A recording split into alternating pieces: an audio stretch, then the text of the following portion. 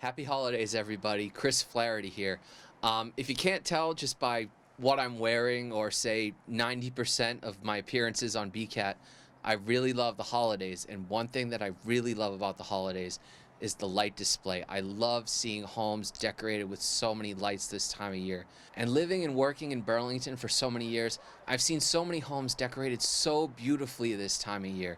So this year, I thought we'd take a little trip around town and learn a little bit more about those homes that really brighten up the festive spirit in all the Burlington neighborhoods and streets. So sit back, relax, and come along with me for the first annual Burlington Holiday Light Showcase.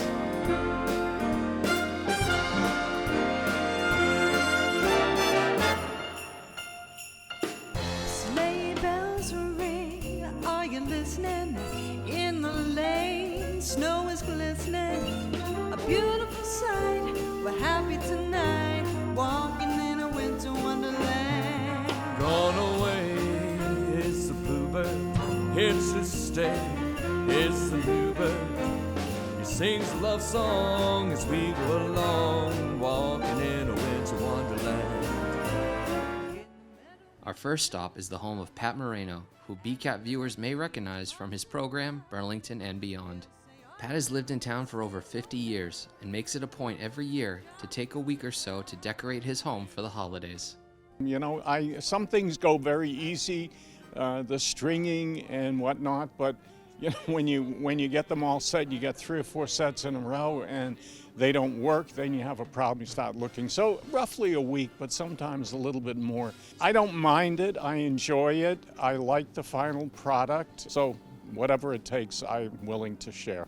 There are an estimated 30 sets of lights of different lengths and different colors. It has been a bit of a problem over the years to try and match some of the new sets that are out with old ones that have burned out, but we've managed, and yeah, there's close to 30 sets, maybe a little bit over, I'm not sure. We've done this now for, God, it must be about 20, 25 years that we've been doing this. I started with just the front of the house and then I kept adding to it. People do stop, especially people in the immediate area who are aware of it.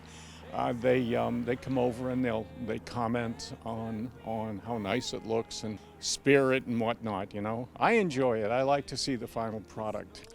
I like the effect that it has. I like it's sort of part of the spirit. It brings, if you don't do anything, if you just sit, and this year has been extremely difficult in terms of, you know, the virus, and I'm always concerned about that.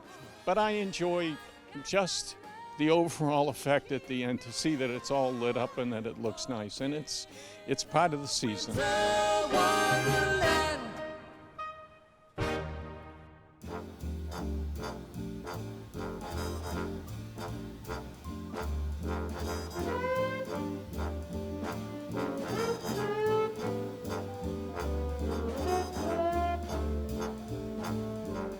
Next, we're stopping at the home of the Bond family, who keep their home merry and bright by illuminating the fence running across their front yard.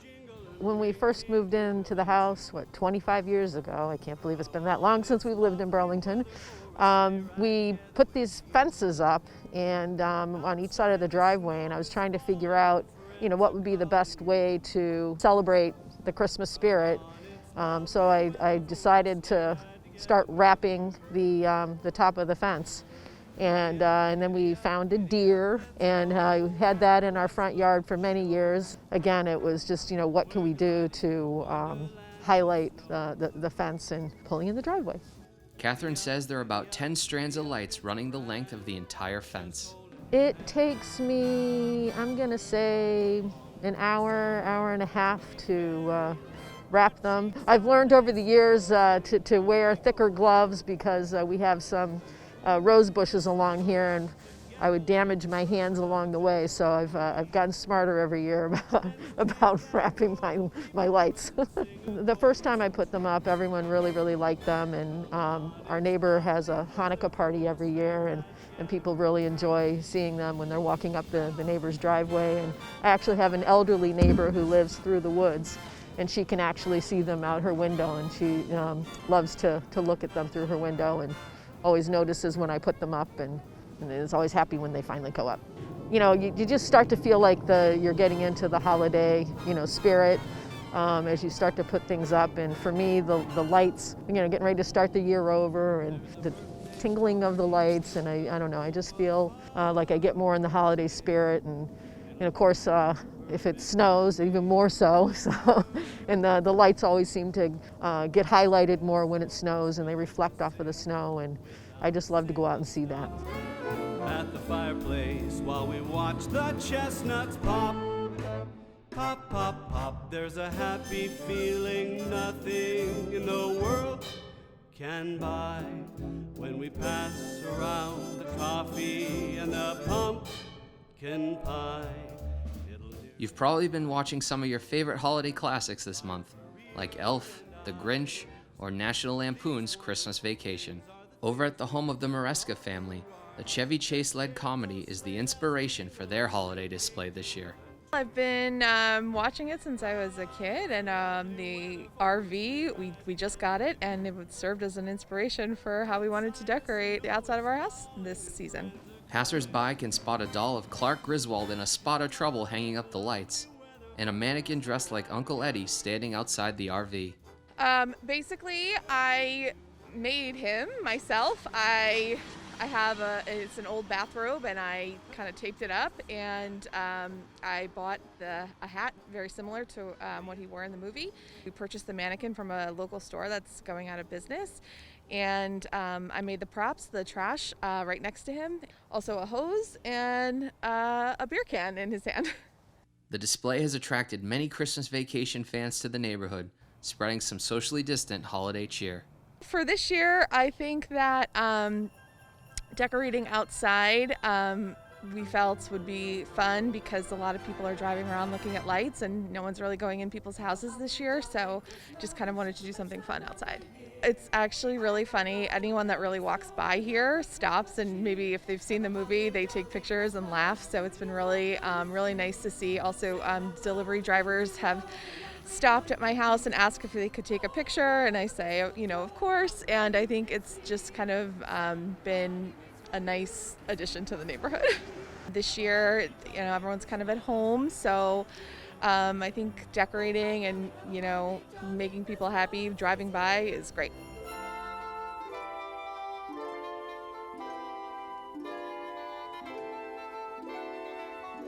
Have a holly jolly Christmas, in case you didn't hear. Oh my golly, have a holly jolly Christmas this year.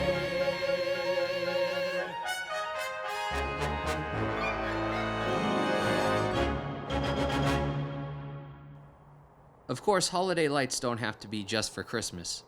Over on the lawn of Temple Shalom Emeth, you'll find a large-scale menorah and dreidel on display for Hanukkah.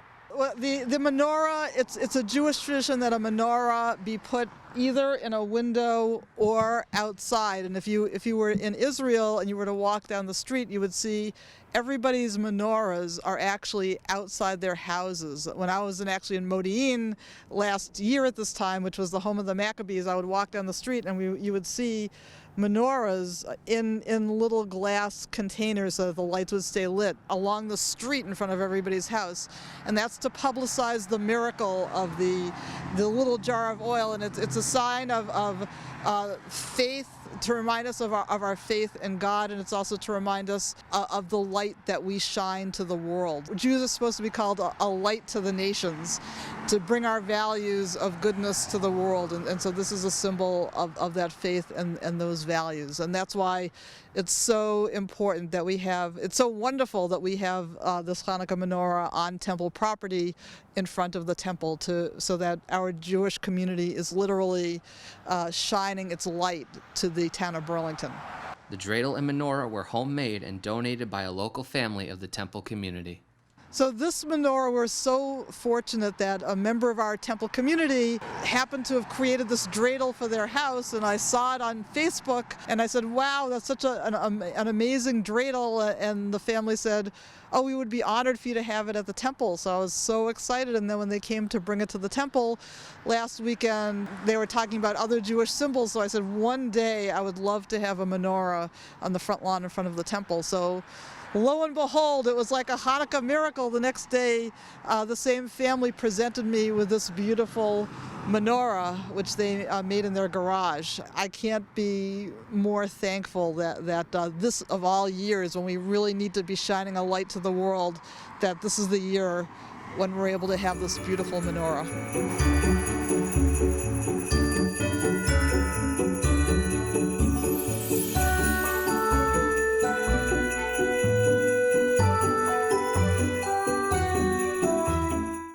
Further down Lexington Street, we're heading to the home of the Esposito family, where decking the halls has a special meaning.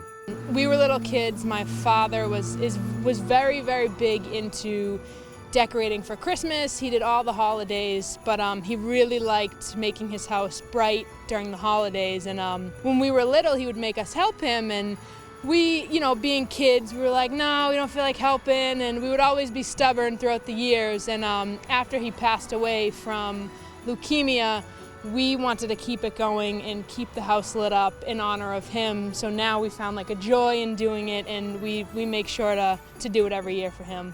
Between my sister and I, we do it every year, just us two, and it takes us about 3 days to get the outside done, and then the inside takes us another day or so. That's a whole lot easier. The family tries to go bigger each year with their display, taking inspiration from other festive locations in town. My mother, actually, anytime she'll go out to like the mall or Wayside Commons, she'll see a new piece that they put out for their holiday decorations, and she'll see it and she needs to have it, so she will hunt far and wide to find, like example, the red Christmas bells over there. She tries to hunt them down just to add a piece every year to, go bigger and go better, just like my father would have done. So we have a lot of pieces here that she continues to add just based off of seeing things around town. Being on a main street in town, the Esposito's lights attract a lot of admirers. We get a lot of people who stop. Last week someone was standing on the sidewalk taking a photo. We'll get text messages and stuff like that saying, well, we saw your house and stuff like that. So people do notice and let us know. Decorating here is not just a holiday tradition, it's a family tradition. It reminds me of my father. I was never a big decorator. I live 2 houses down and my house isn't decorated, but it's something I do for my dad, and it makes me think of him while I'm doing it, and like we'll reminisce. So that's my favorite part. Would you? I would agree.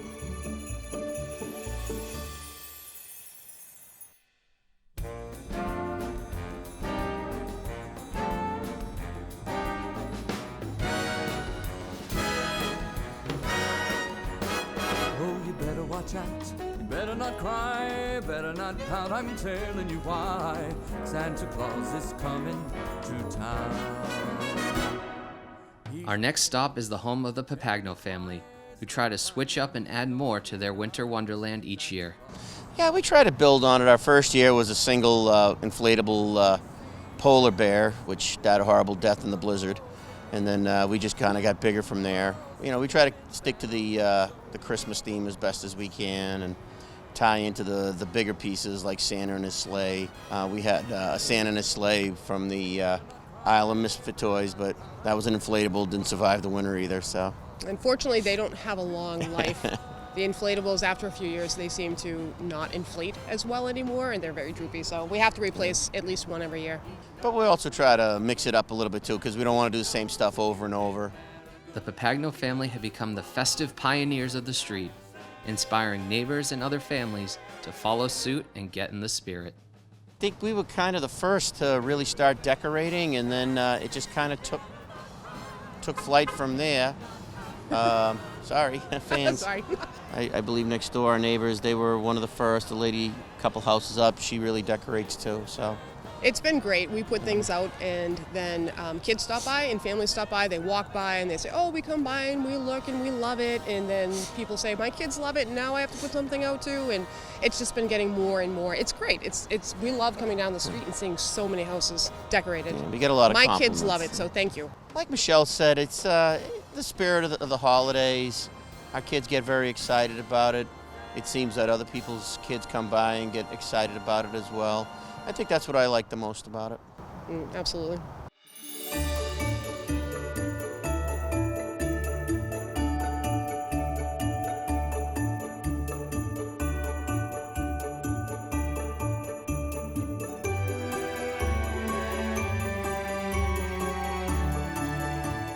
Now get your mittens and skates. We're going ice skating with Charlie Brown, Snoopy, and Frosty the Snowman at the Lights for Love display at the home of Brenda Rappaport.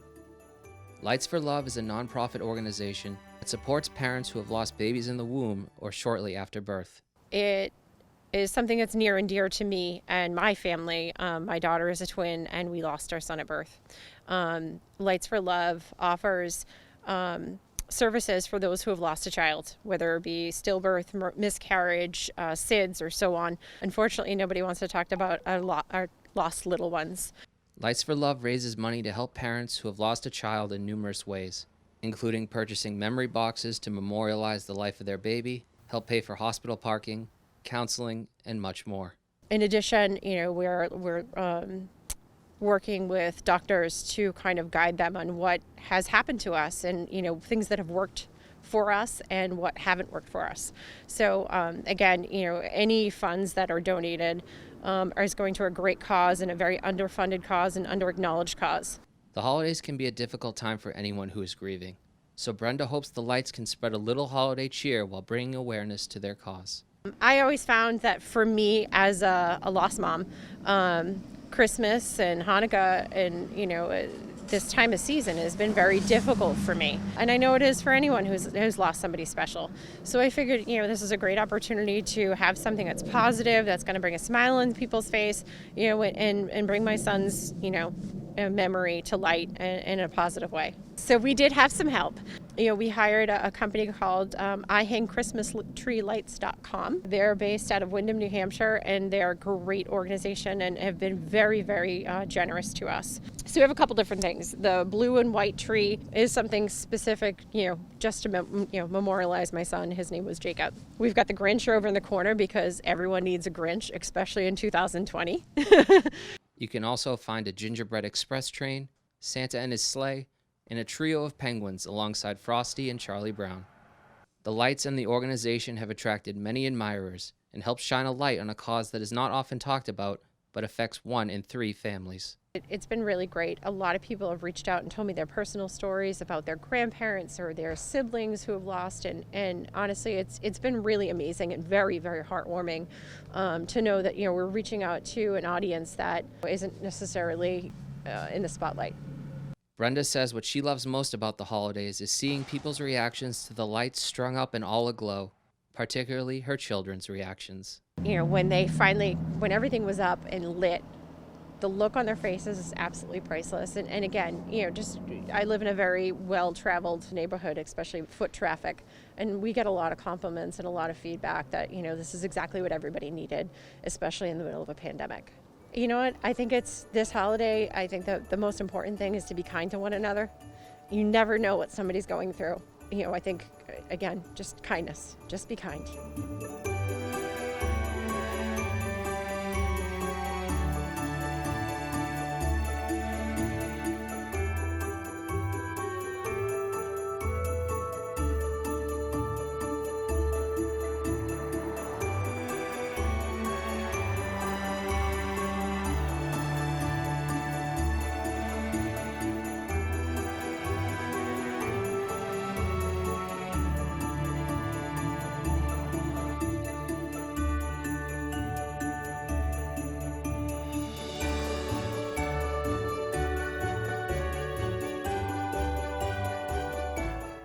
Now our final stop is a special one for me. This is my parents' house. I have so many memories of decorating the outside with my mother and father over the years. We haven't gone as big in recent years as we have in the past, but this year seemed like the right time to put up as many lights as we can. I want to thank everyone that shared their lights with us tonight, and not just those that we heard from, really anyone in town who takes the time to decorate for the holidays. You know, the holidays are a wonderful time of year, but they can also be a very challenging time of year, and 2020 is certainly no exception. So really, you just don't know how much your lights can literally brighten up someone's day and spread your holiday cheer to them. Until next time, from my family to yours, and from all of us at BCAT, we wish you a safe and happy holiday season. Thank you for watching. Good night.